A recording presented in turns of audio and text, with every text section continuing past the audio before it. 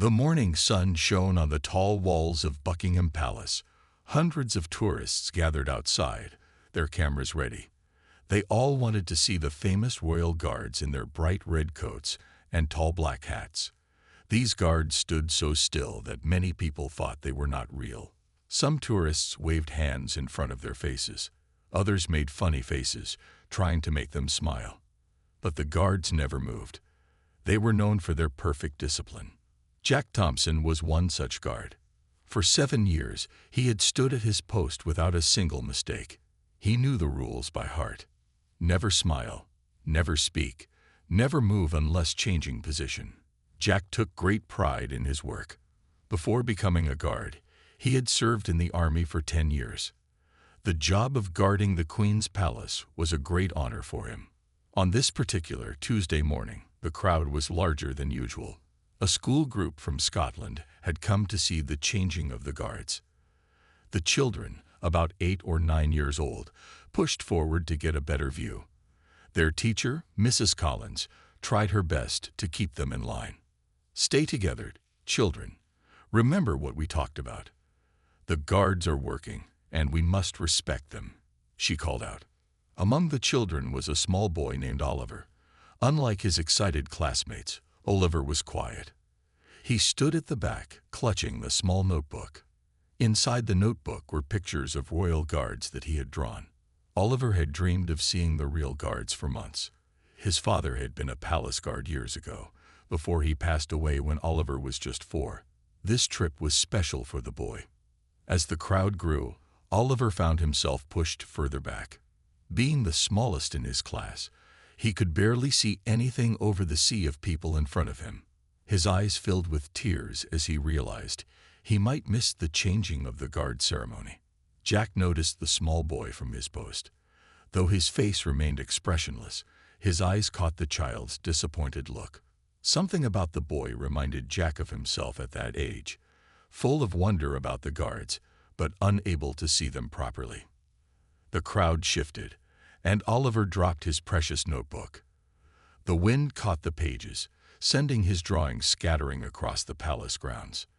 One page flew directly toward Jack's post, landing at his polished boots. Protocol was clear. Guards must never break position during their duty, no matter what happens around them. For a moment, Jack remained still, his eyes forward as he had been trained. Then he saw Oliver's face. The boy looked heartbroken as his drawings flew away. Jack remembered why he had become a guard in the first place. It wasn't just about following rules.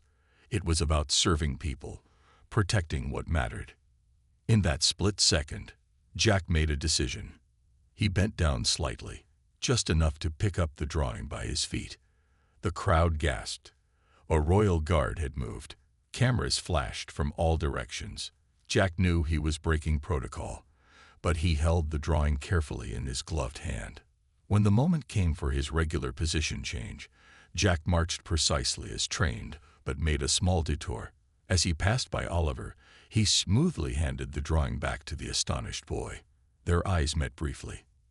Though Jack's face remained serious, there was a kindness in his eyes that Oliver understood. Mrs. Collins saw what happened and whispered to Oliver, "That was very special. The guards never break their rules." Oliver clutched his recovered drawing to his chest. "He's just like my dad was," he whispered back, a smile spreading across his face. Jack returned to his post, standing tall and still once more. To most people watching, the guard was back to being the perfect, emotionless soldier. But the small boy in the school group knew better.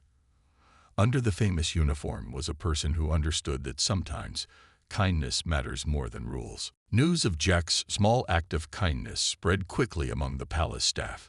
Some senior officers frowned at the break in protocol, but no formal complaint was made. Life at Buckingham Palace returned to its normal rhythm. The guards continued their perfect marches, and tourists continued to gather and watch. 2 weeks later, Guard Sarah Miller stood at her post near the East Gate. It was a cold April morning with a light rain falling. Sarah had been a royal guard for just 3 years, but she was already known for her perfect posture and discipline. Her fellow guards respected her attention to detail. I can stand still longer than anyone in our unit, she once joked during training. Now, as the rain grew heavier, Sarah's skills were being tested. Water dripped from her hat onto her face, but she didn't blink or move. The crowds were smaller today because of the bad weather. Only a few dedicated tourists huddled under umbrellas, taking quick photos before hurrying away. But one person caught Sarah's attention. An old man with a walking stick stood across from her post.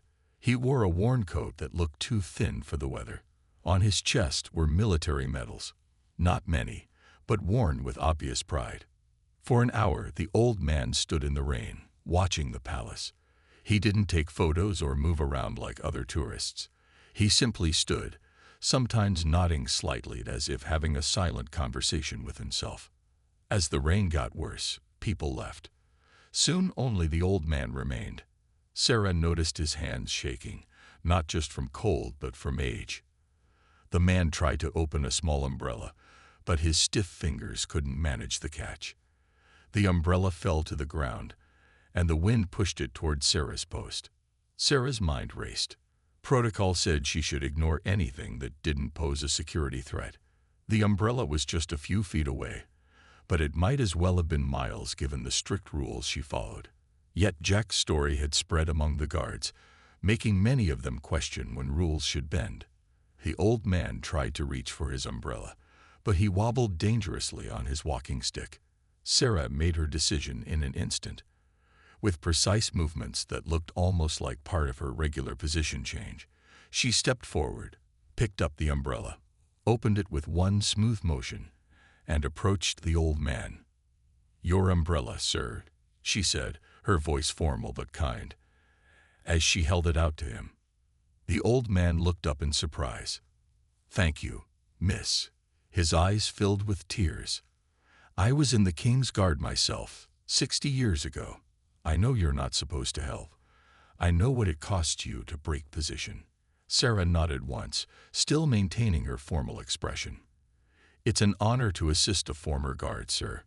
The old man straightened his back and gave her a perfect military salute. "Arthur Blackwood, Royal Guard, 1962 to 1980. Sarah returned the salute crisply. "Guard Sarah Miller, sir. May I ask why you're standing in the rain today?" "It's the anniversary of my first day on duty," Arthur explained. "I've come back every year since I retired. Never missed once." Sarah nodded with understanding. "Would you permit me to stand with you for a moment, Mr. Blackwood?" Protocol said she should return to her post immediately. But Sarah remained beside the old guard for exactly 1 minute, a silent tribute to his service. Then she turned and marched back to her position, resuming her stance as if nothing had happened. The palace security cameras had caught everything. Later that day, the head of security watched the footage with the captain of the guard. "Should we reprimand her?" the security chief asked. The captain watched Sarah's perfect movements and the dignified way she had helped the old guard. "No," he said finally. "I think we just witnessed what guarding the royal family truly means." Summer arrived in London, bringing hot days and large crowds to Buckingham Palace. Guard Michael Chen had been on duty since early morning. The sun beat down on his heavy uniform. Sweat ran down his back, but his face showed nothing. After 5 years as a royal guard, Michael knew how to hide discomfort. Today was special. The Queen was hosting a garden party for children from local hospitals. Many of these children were very sick. For them, meeting the Queen was a dream come true. From his post, Michael could see the excitement on their faces as they entered the palace gardens. One little girl caught Michael's attention. She was about 7 years old, with curly brown hair and no hair on half of her head. She wore a blue dress and walked with metal crutches. A nurse helped her move slowly toward the palace entrance. The girl looked tired, but her eyes were bright with excitement. As they passed Michael's post, the girl stopped. She looked up at him with a big smile. "Hello, Mr. Guard. My name is Emma. I've been practicing standing still like you do," she said proudly. "Want to see?" The nurse looked embarrassed. "I'm sorry, she whispered to Michael. "Emma doesn't understand that you can't talk to her." Michael remained perfectly still, looking straight ahead as his training required. Emma's smile faded a little. She handed one crutch to her nurse and tried to stand straight like Michael. But after a few seconds, she wobbled and almost fell. "It's harder than it looks," Emma said, taking her crutch back. "You must be very strong." As Emma and her nurse prepared to move on, something fell from the little girl's pocket. A small handmade card. The wind pushed it right to Michael's boot.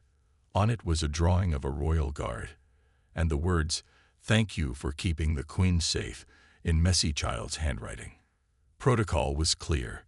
Guards must never break position. But the stories of Jack and Sarah had spread among the guards, creating quiet discussions about when rules might bend for the right reasons. Michael made his decision. In one smooth movement that looked almost like a planned position change, he bent down, picked up the card, and handed it back to Emma. Then he did something no one expected. He gave her the smallest wink before returning to his perfect stance. Emma's face lit up with joy. "Did you see that?" she asked her nurse excitedly. "He winked at me. We're friends now."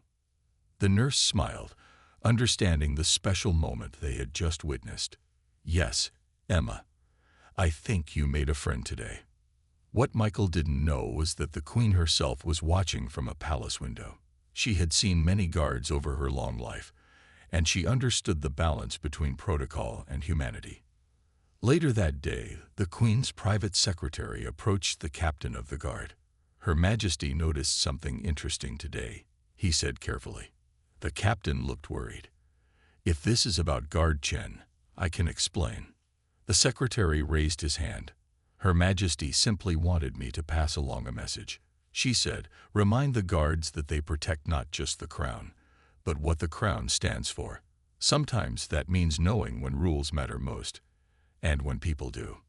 That evening, when Michael finished his shift, he found a small note in his locker.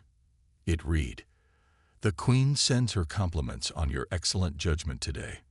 Michael read the note twice, then carefully folded it and put it in his pocket.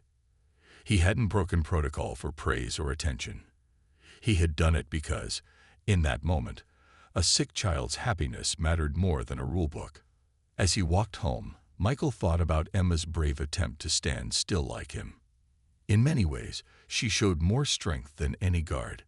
Sometimes, he realized, the true guardians are not the ones in uniform, but the ones who face much bigger battles with a smile. Autumn arrived in London, bringing cool winds and colorful leaves to the palace grounds.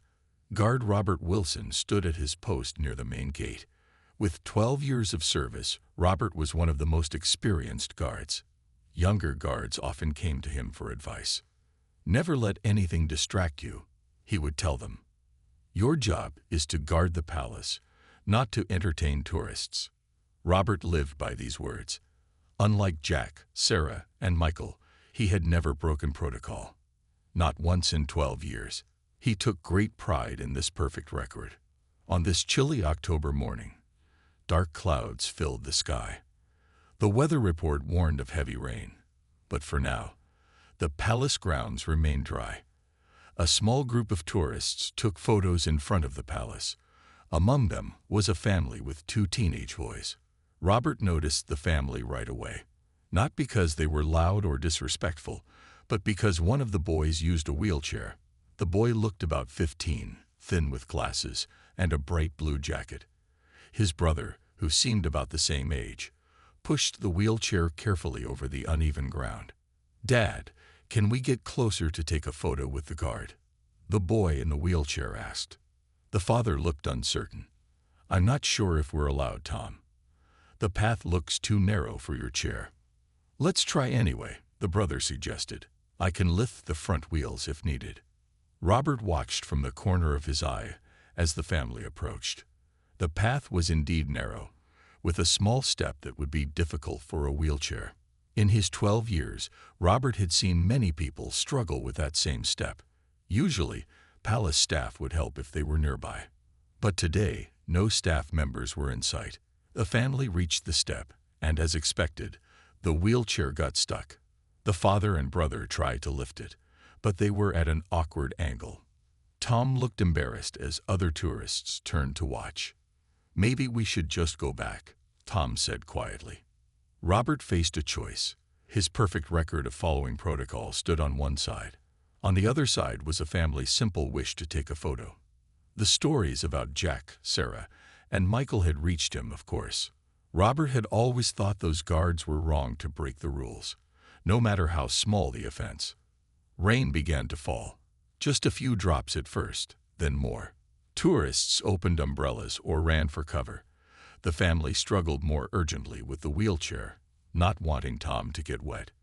In that moment, Robert made his decision. With precise, formal movements, he marched forward in what looked like a standard position change. But instead of stopping at the next post, he continued until he reached the family. "Allow me to assist, sir," he said formally to the father.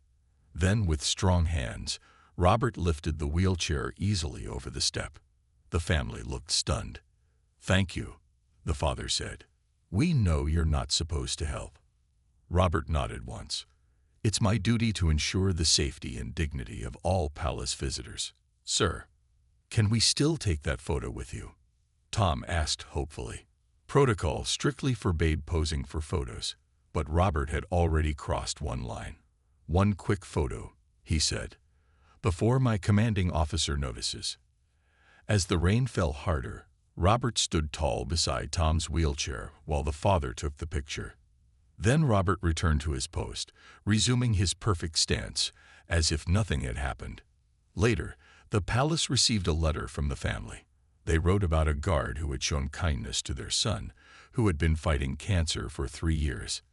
In that moment, the letter said, "Your guard showed our son that he was seen as a person, not as a problem to be solved." The letter reached the captain's desk. After reading it, he placed it in a special folder labeled Protocols of Kindness, a new collection that had been growing steadily since Jack's first small act with Oliver's drawing. Winter came to London with a bitter cold that cut through even the thickest coats. Guard Amelia Parker stood at her post in the freezing morning air. Snow had fallen overnight, covering the palace grounds in white. Despite the cold, Amelia's posture remained perfect. At 26, she was one of the newest guards, determined to prove herself. "Never show weakness," her training officer had told her. "The public watches everything you do." Today, the public was mostly staying home because of the cold. Only a few brave tourists walked around the palace, their breath making small clouds in the air. Amelia focused on a spot in the distance, trying not to think about her numb toes. Just before noon, an old woman approached the palace gates. She wore a thin coat that looked too small and carried 2 heavy shopping bags. The woman moved slowly, stopping often to rest. When she reached the palace fence near Amelia's post, she put down her bags with a tired sigh. "Excuse me, dear," the woman said to Amelia. "Could you tell me which bus goes to Brixton? I think I'm lost." Amelia didn't answer. She couldn't. Guards were not allowed to speak to the public unless there was a security concern. "I know you can hear me," the woman continued. "My daughter is expecting me. She just had a baby yesterday. My first grandchild." Her voice filled with pride, then worry. "But I took a wrong turn somewhere, and now I don't know which bus to take." Amelia's training told her to ignore the woman, but the Protocols of Kindness folder had become famous among the guards. Everyone had read the stories of Jack, Sarah, Michael, and Robert. Some senior officers frowned on these breaks in protocol, but others quietly supported them. The old woman picked up her bags again, wincing at their weight. "I'll just keep walking and hope I find the right bus," she said. Amelia noticed the woman's hands were red from cold, with no gloves to protect them. The shopping bags contained what looked like baby clothes and small gifts, probably for the new grandchild. Making her decision, Amelia used her radio to call the guardhouse. "Post 7 to base. Request information for a lost civilian." The reply came quickly. "Go ahead. Post 7. Elderly woman needs directions to Brixton. Bus route information requested." There was a pause. This was not a standard security matter. But then, Bus 59 stops at the corner of Buckingham Gate. It goes directly to Brixton. "Thank you, Base," Amelia said. Then, breaking protocol, she turned slightly toward the old woman. "Ma'am, Bus 59 stops just around that corner. It will take you to Brixton." The old woman looked surprised, then grateful. "Thank you, dear. You've saved an old woman many more cold steps." Amelia should have returned to her standard position immediately. Instead, she asked, "Would you like someone to help with your bags to the bus stop?" "Oh, that would be wonderful," the woman said. "These old arms aren't what they used to be." Amelia called the guardhouse again. "Request assistance for elderly civilian with heavy bags to bus stop." Within minutes, a palace staff member arrived to help the woman. As they walked away, the old woman turned back to Amelia. "What's your name, dear? I want to tell my grandchild about the kind guard who helped their grandmother." "Guard Parker, Mom," Amelia replied, returning to her formal position. Later that day, the palace received a phone call from a woman in Brixton. She thanked them for helping her mother reach the hospital in time to meet her newborn grandson. "My mother said a guard Parker helped her. Please tell her that we named the baby Parker in honor of her kindness." When Amelia heard this news, her eyes filled with tears. She quickly blinked them away. Crying was definitely against protocol. But the thought that somewhere in London, a baby named Parker would grow up knowing the story of a palace guard's small act of kindness made the cold winter day feel much warmer. Spring brought new life to the palace gardens. Flowers bloomed, and birds built nests in the tall trees. Guard David Jackson had been on duty since dawn. At 35, David was respected for his calm nature and steady presence. He had served in Afghanistan before joining the Royal Guards 8 years ago. "The hardest part of this job is standing still when your heart wants to move," he once told a new recruit. David had heard about the protocols of kindness folder. Unlike some older guards, he didn't see these small acts as breaking rules. He saw them as showing the true spirit of service. Today was a special day at the palace. A group of war veterans were visiting for a special ceremony. Many used canes or wheelchairs. Some had visible scars or missing limbs. David watched them arrive with respect in his eyes. These men and women had served their country, just as he had. Among the veterans was a man in his early 30s. He walked with a metal leg that showed below his pants. His face had burned scars on one side. He moved slowly but proudly toward the palace entrance. As the man passed David's post, a group of school children ran by, laughing and pushing. One child bumped into the veteran, knocking him off balance. The man fell hard to the ground, his metal leg twisting unnaturally. The children stopped, looking scared. Their teacher hurried over. "I'm so sorry," she said to the fallen man. "Are you hurt?" The veteran tried to stand, but his prosthetic leg had broken at the joint. "I can't fix it here," he said, his face red with embarrassment as tourists began to stare. "I'll have to call someone to pick me up." David knew what protocol required. He should stand still, radio for assistance, and wait for palace staff to help. But David also knew what it felt like to fall in public, to feel everyone's eyes on you. He had experienced it himself after his injury in Afghanistan. Without hesitation, David stepped forward. "Captain Harris," he said, recognizing the veteran's face from a newspaper article about brave soldiers. "Sergeant David Jackson, sir. We served in Helmand at the same time, different units."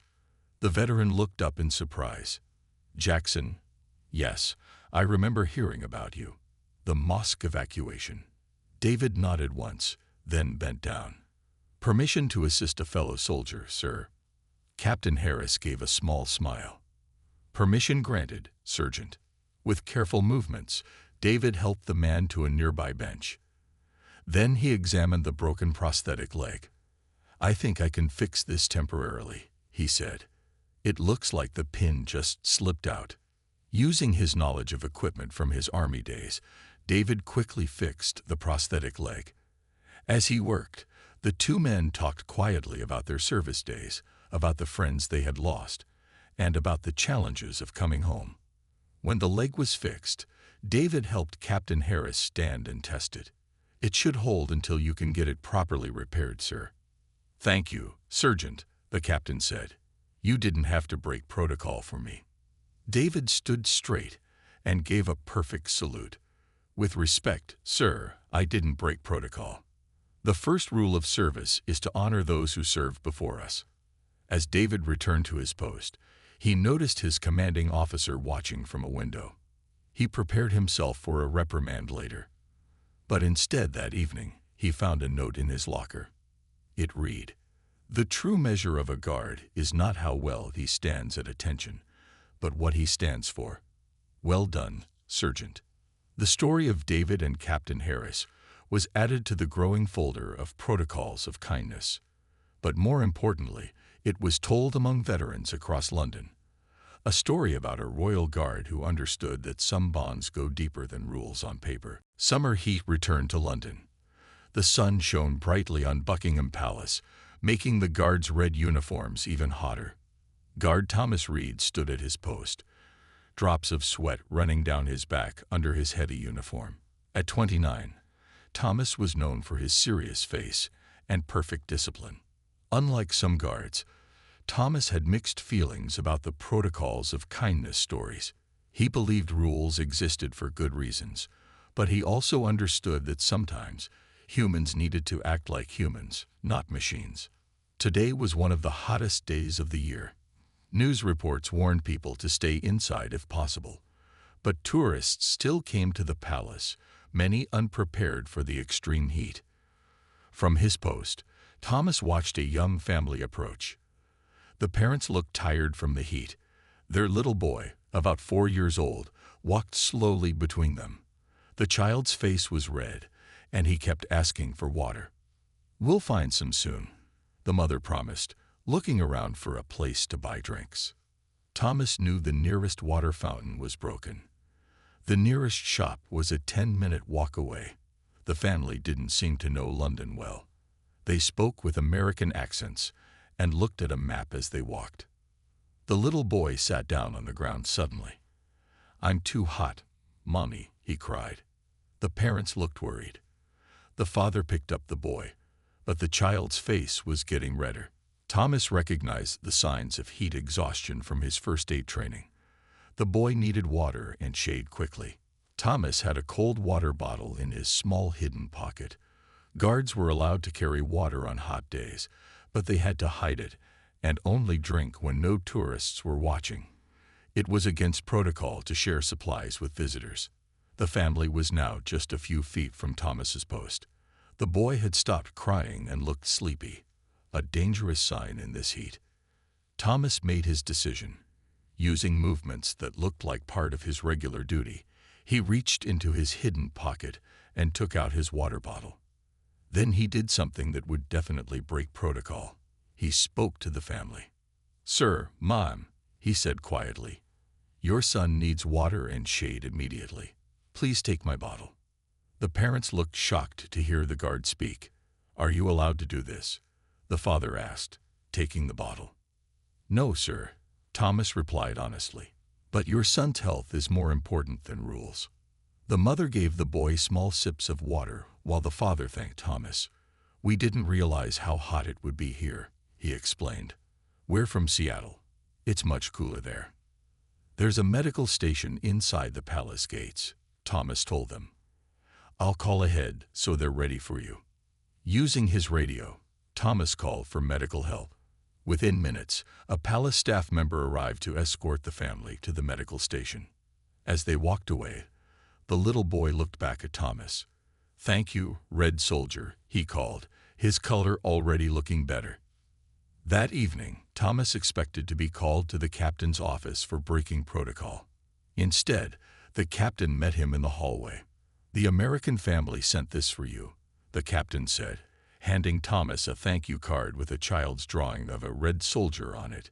Inside was a note from the parents explaining that the palace doctor said their son had been close to serious heat stroke. "You may have saved that child from hospital today," the captain said. Some protocols exist to maintain tradition. Others exist to protect people. Today, you chose the more important one. The captain paused, then added, "We're adding a new official protocol. On extreme heat days, guards may direct visitors to water and shade without waiting for permission. We're calling it the Reed Protocol." Thomas stood tall, feeling proud. He had broken a small rule but helped create a better one that would protect people in the future. Sometimes, he realized, kindness didn't break protocol. It improved it. Autumn leaves fell around Buckingham Palace as guard Emily Foster stood at her post. At 32, Emily had served as a royal guard for 6 years. She was known for her sharp eyes and quick thinking. Nothing escaped her notice. The protocols of kindness had become famous among the guards. Some new rules, like the Reed Protocol, had even been officially added to the guard handbook. But Emily knew that not every situation could be covered by a rulebook. On this cool October morning, a special tour was taking place. A group of deaf children from a local school were visiting the palace. Their teacher used sign language to explain the history and traditions of the royal family. Emily watched them with interest. Before becoming a guard, she had taken sign language classes because her cousin was deaf. She wasn't fluent, but she knew enough to understand most of what the teacher was signing. As the group moved closer to Emily's post, she noticed one small girl at the back. While the other children watched their teacher, this girl was looking down at a paper in her hands. She seemed confused and worried. The teacher was busy answering questions from the other children. No one noticed the little girl slowly drifting away from the group, still staring at her paper. Emily realized it was a map of the palace grounds, but the child was holding it upside down. Soon, the group moved to the next area. But the little girl stayed behind, now looking around with fear in her eyes. She had lost her group and didn't know where to go. Tears began forming in her eyes. Emily knew she should radio for assistance. That was the protocol for lost children. But the girl was deaf. She wouldn't hear announcements or understand spoken directions from other staff members. Making her decision, Emily carefully moved from her post. She approached the girl slowly, not wanting to frighten her. When the child saw the tall guard coming, her eyes grew wide. Emily knelt down to the girl's level. Using the sign language she remembered, she signed, "Hello, my name is Emily. Are you lost?" The girl's face transformed from fear to surprise, then relief. She nodded quickly and signed back, "Yes, I can't find my class. I'm Lily." Emily smiled gently. "I saw your group. I can help you find them." Lily looked doubtful. She signed, "But aren't you supposed to stand still? My teacher said guards never move or talk." Emily signed back, "Usually that's true, but helping lost children is more important." Taking Lily's small hand, Emily led her through the palace grounds. She used simple signs to point out interesting things along the way.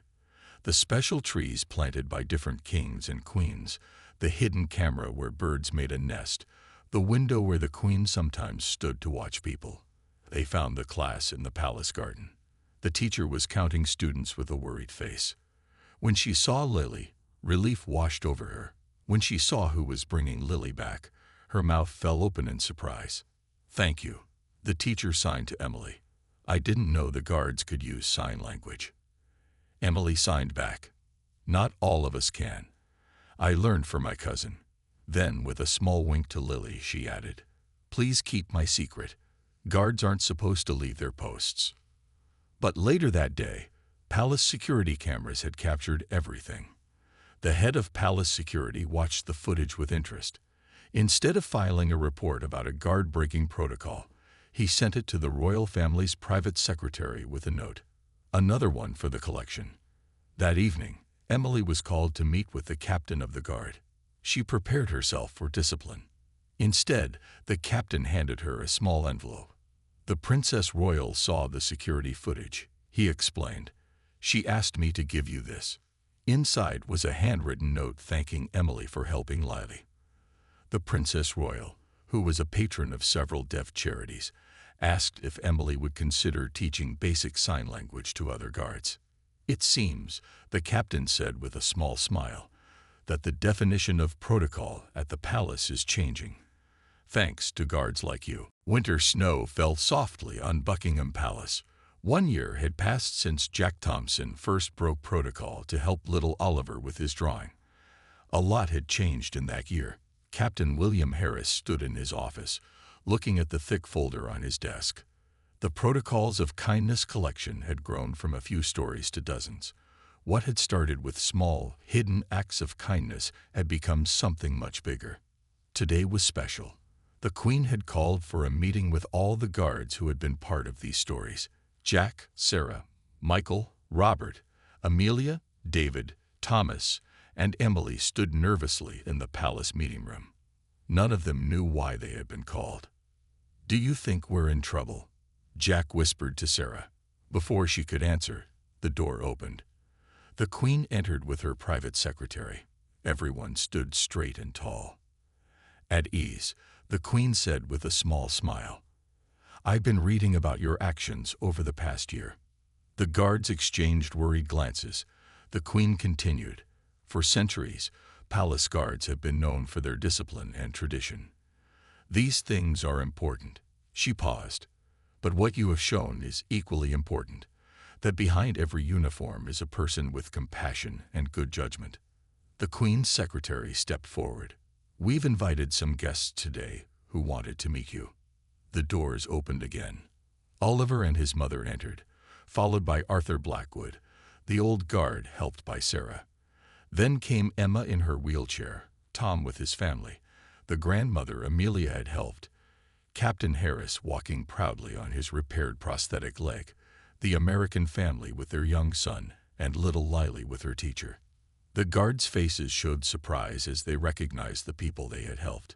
Captain William Harris explained, "These guests all wrote to the palace about your acts of kindness. Their letters helped us understand something important." The Queen nodded. "Protocol exists for good reasons, but no rule book can cover every situation. The best guards know when to follow the letter of the law and when to follow its spirit." She turned to her secretary. "Please share the news." The secretary smiled. "Starting today, we are adding a new section to the Royal Guard Handbook. It will be called Compassionate Protocol. It gives guards permission to use good judgment in helping visitors while maintaining security and dignity." The Queen looked at each guard. "Your small acts of kindness showed more about the true spirit of this institution than 1,000 perfect ceremonies. The royal family doesn't just stand on tradition. We stand for the care of all people." After the ceremony, the guards and their guests shared tea in the palace garden. Oliver showed Jack his new drawings. Sarah listened to Arthur's old guard stories. Emma made Michael laugh with her jokes. Robert chatted with Tom about sports. Amelia held the baby named after her. David and Captain Harris talked about their service days. Thomas received a new drawing from the American boy. Emily and Lily taught everyone simple sign language. As they talked, tourists outside the palace watched the new guards at their posts. These tourists didn't know about the changes happening inside. They still took photos of the serious, unmoving guards in their bright red uniforms and tall black hats. But now, if you looked very closely, you might notice something different in those guards' eyes, a spark of humanity that wasn't hidden anymore. They still stood tall, still protected the palace with perfect discipline, but they now had official permission to remember that they guarded not just buildings and traditions, but people.